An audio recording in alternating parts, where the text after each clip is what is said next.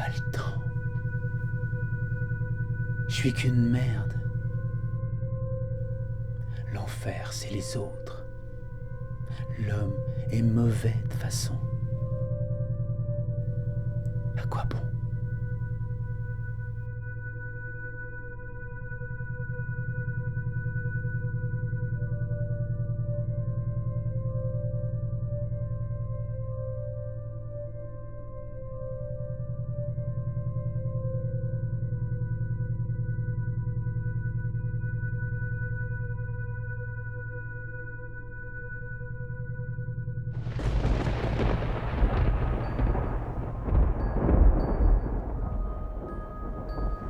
Il était une fois un monde normal, dont l'air était rempli de toutes ses pensées.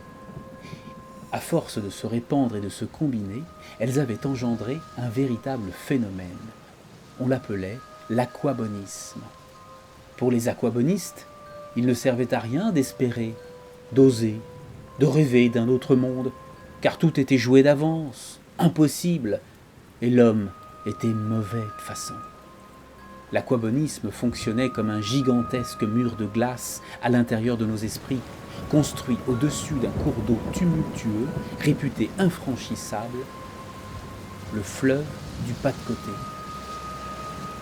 De l'autre côté de ce fleuve vivait une bande de poètes et de philosophes se faisant appeler les C'est-pourquoi-patistes.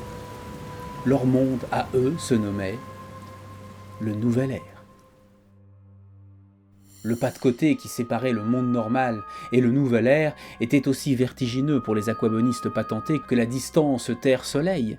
Seuls ceux qui avaient conservé le génie de l'enfance pouvaient franchir ces distances et entrer en communication avec les poètes. Les aquabonistes, qui avaient entendu parler d'eux dans des légendes interdites, les considéraient comme des monstres, des sauvages, se contentant d'un rien pour vivre, ne chérissant aucun ennemi, cultivant l'espoir comme d'autres cultivent le tournesol, et le plus terrifiant, n'ayant aucune appétence pour l'hypocrisie et le mensonge.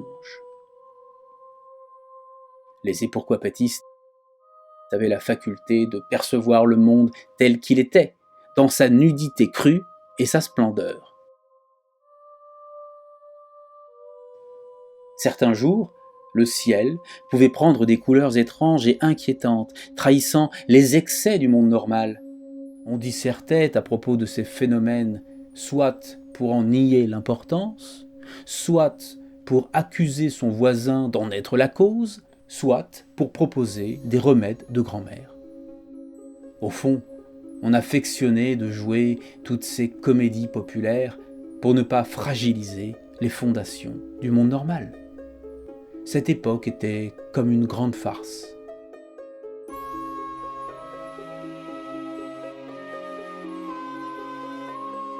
Les poètes C'est-pourquoi-patistes se donnèrent pour mission de rafraîchir la terre et de changer la farce du monde. Ils s'étaient répartis, selon leur sensibilité, dans 5 tribus.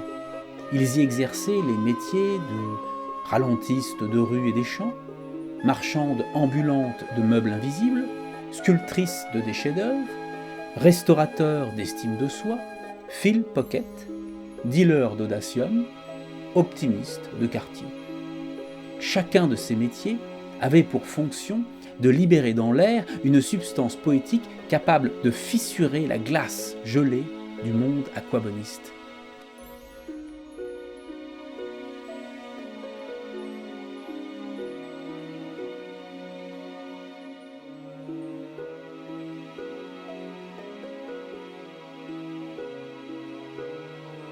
Voici un enregistrement d'un archéologue de Sakharev sur le comté de Saint-Père.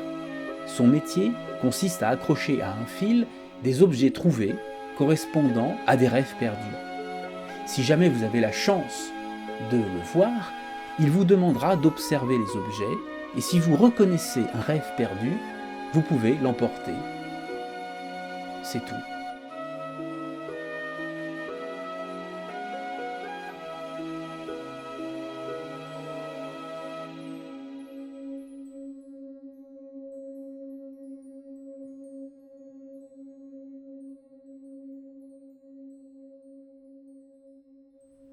Ce jour-là, personne ne le vit. L'archéologue cherchait des formules pour briser la glace gelée, comme chaque jour de sa vie, mais en vain.